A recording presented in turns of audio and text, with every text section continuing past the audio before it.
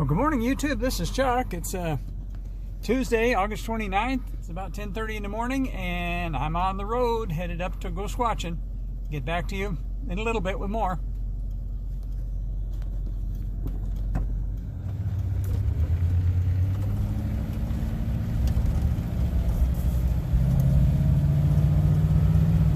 Well, I made it to camp. Pan around here. There's Kevin's cook tent, and there's his bedroom tent, and there's the man himself. Give you a quick pan around so you can see what the woods look like here. I'm not quite sure what the elevation is here. I'm going to guess around 7,000. 6,800 feet. Kevin says 6,800 feet. He already checked. I should have known that.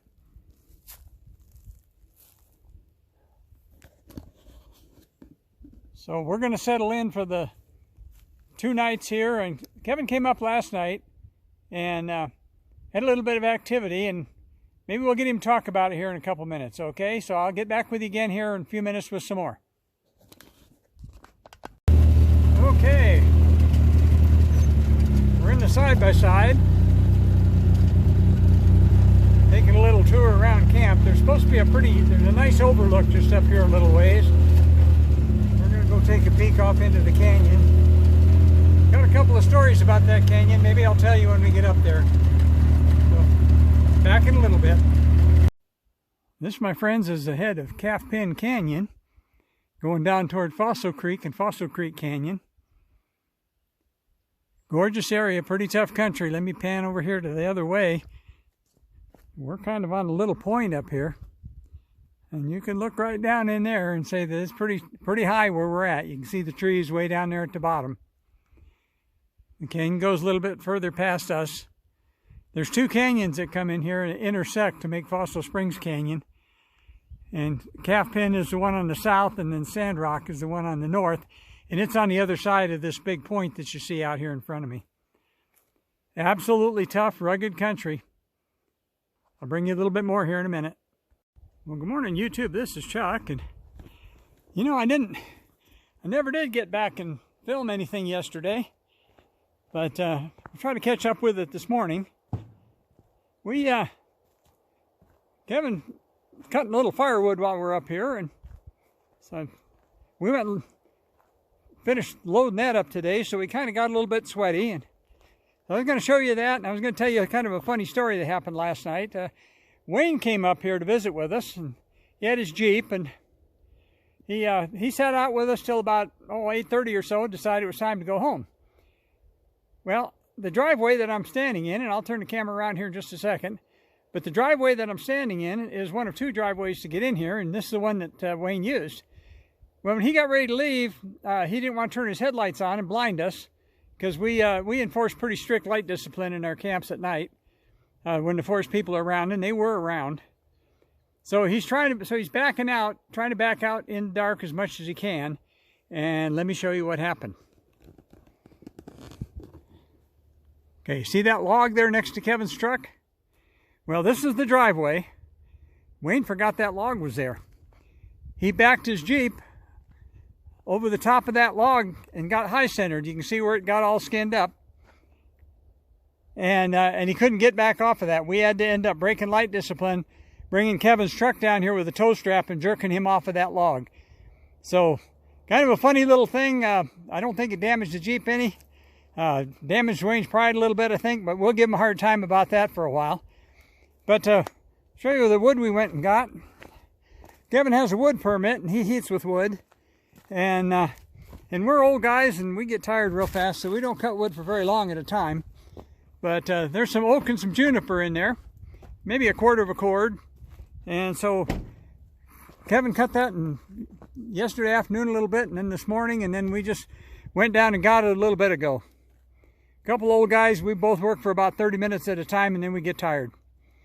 So, thought I'd tell you about that. Here's our camp. Say good morning, Kevin. Good morning, Kevin. Aha. You know, Kevin's got this whole kitchen thing figured out. He's heating up breakfast burritos for us right now. But let me walk back up here. You can see where Wayne drove last night to get in here. The van's not quite as level as I'd like it. I like it, but as long as I don't fall out of bed, I don't really care too much about level. The side-by-side's over there. We've been exploring a little bit with that. We haven't had any campfires. We just haven't felt the need for it. It's been pretty warm. It's been probably pushing 90 in the afternoons here. And but it was delightful last night. This is Kevin's kitchen, and you know, Kevin's got this cooking thing down pat. He likes to cook, and so he's got, you know, this is his setup. He puts up this easy up, and there's the cooler. Over there behind where he's standing is his water jug. He's heating up some breakfast burritos for us right now. But probably the most important thing is that coffee pot. That's a propane-powered coffee pot, because both of us like our coffee, and so and we drink plenty of it. So that's the kitchen setup for a short camp. When he comes up for a longer one, he brings a lot of stuff. But we're only up here for a couple of nights. So with that, I'll let you go. I'll come back and tell you a little bit about what happened here in a little while.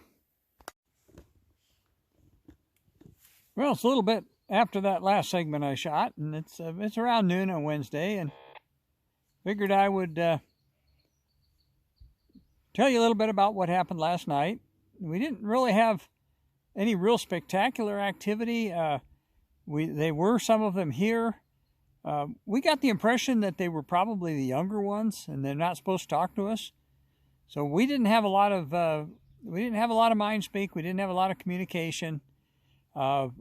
We got, all three of us, Wayne was here too, and all three of us got zapped, and we saw some dark shapes moving out there, but they were far enough out we couldn't really tell what it was. And we had some twinkle lights, and those of you that are interested and not sure about what twinkle lights and zapping are, there's videos back in my Bigfoot series. There's a two-way radio in the background that's giving a little static right now, so if that's what you hear, that's what's causing it. I'm monitoring some local fire department frequencies. But anyway, we didn't have a lot of activity. Not sure why that would be. The night before, Kevin was here by himself, and he actually had a brief back and forth with a 80-year-old male named Harad, and so we're. But we didn't. He wasn't here, or at least he wouldn't talk to us last night, and we didn't have anybody really that would communicate with us, and that's not that unusual. Sometimes they do, sometimes they don't. But they came in. We saw some distortions, and that then when the moon came up, and of course it's tonight's full moon, so it was pretty bright last night, and that was like a big floodlight that lit the whole area up once it came up, and so once that happens, of course they back off. And then the other thing that happened, of course, is Wayne got hung up on the log. I told you about that story here a minute ago, and so we had to stop what we were doing and turn some lights on so we could see what we were doing to get him freed and get him out of here. And we didn't really have a whole lot happen after that. We ended up turning in probably around, I don't know, 9 o'clock, a little after 9. So that's the activity. That was our activity for last night. We'll see what happens tonight.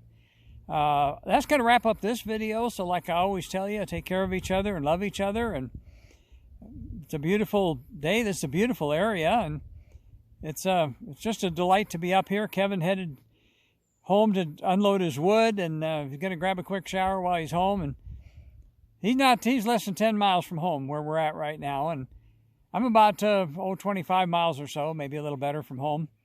So it's not really too far for us up here. It's a couple thousand feet higher than where it is at home.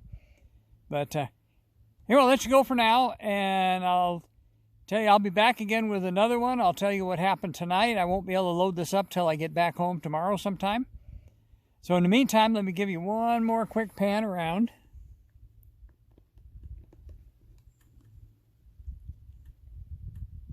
Most of our twinkle light activity and stuff seemed to be coming from this direction last night. And we think at one point there was a couple of them came in pretty close before the moon came up. Once the moon came up, of course, it was pretty bright. But talk to you again soon. Peace out.